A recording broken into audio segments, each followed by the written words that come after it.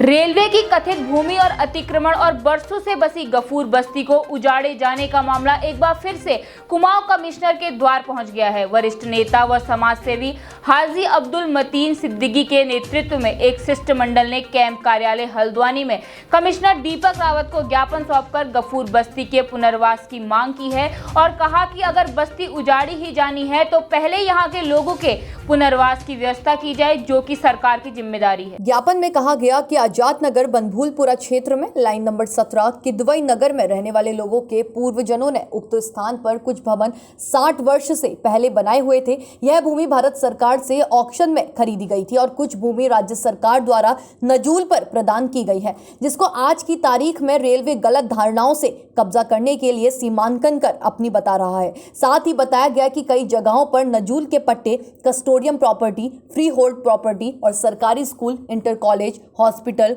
Tubewell व तमाम मंदिर और मस्जिद मजार के आगे भी अपने खंभे लगा दिए गए हैं, जिसकी वजह से विगत कई वर्षों से चली आ रही कार्रवाई में कई लोगों को जान माल का नुकसान सहना पड़ा है। सीधी मांग है कि 2007 में से लेकर आज तक ये रेलवे का जिन बार बार बाहर आता है और लोगों में एक दहशत का माहौल पैदा हो जाता है। लोगों की नींदें हराम कर दी जाती हैं, लोग अपने कारोबार से बैठ जाते हैं। तो स्थिति यह है कि हर तरह से कि जहाँ एक बार उनके छत छीनने का डर होता तो दूसरा उनके कारोबारों पर भी उसका फ़र्क पड़ता है। मेहनत मजदूरी वाला मेहनत मजदूरी से बैठ जाता है, तो एक बहुत बड़ी समस्या खड़ी हो जाती है लोगों में एक दहशत की। तो हमारा सीधा सीधा मानना यह है कि 2007 में भी इन्होंने गफूर बस्ती और ढोलक बस्ती को खाली कराया था और पूर्ण रूप से वो खाली हो चुका था, लेकिन प्रशासन ने उसके बाद भी जो लोग सड़कों पर पड़े थे वहाँ बिल्कुल असहाय थे, मतलब कई लोगों की उसमें मृत्यु भी हुई है।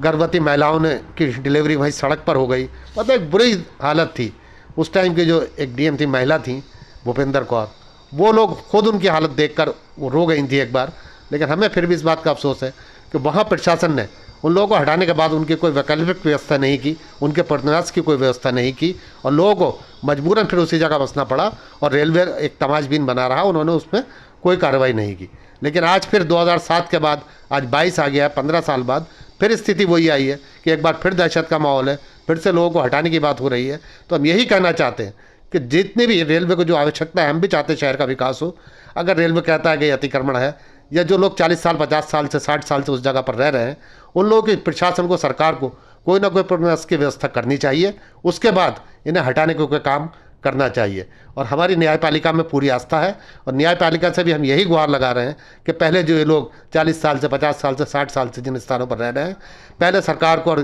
प्रशासन को ये निर्देश दें कि इनके पुनर्वास की कोई व्यवस्था हो, उसके बाद इन लोगों को हटा दिया जाए। हम भी चाहते हैं कि शहर का विकास हो, हमारा शहर खूबसूरत हो। यहाँ की एक जो मिसाल है कि उत्तराखंड का गेटवे ऑफ कुमाऊं का जो गेटवे ऑफ कुमाऊं हल्द्वानी है, तो इसके लिए हम भी चाहते हैं कि यहाँ का विकास हो और इसीलिए कहते हैं हम कि जो भी जितने लोगों को भी आप हटाने की कोशिश कर रहे हैं या हटाना चाहते हैं, उनके पुनर्वास की व्यवस्था पहले कर दीजिए, उसके बाद लोग खुद ब खुद हट जाएंगे, हटाने की ज़रूरत नहीं पड़ेगी, मेरा ये मानना है।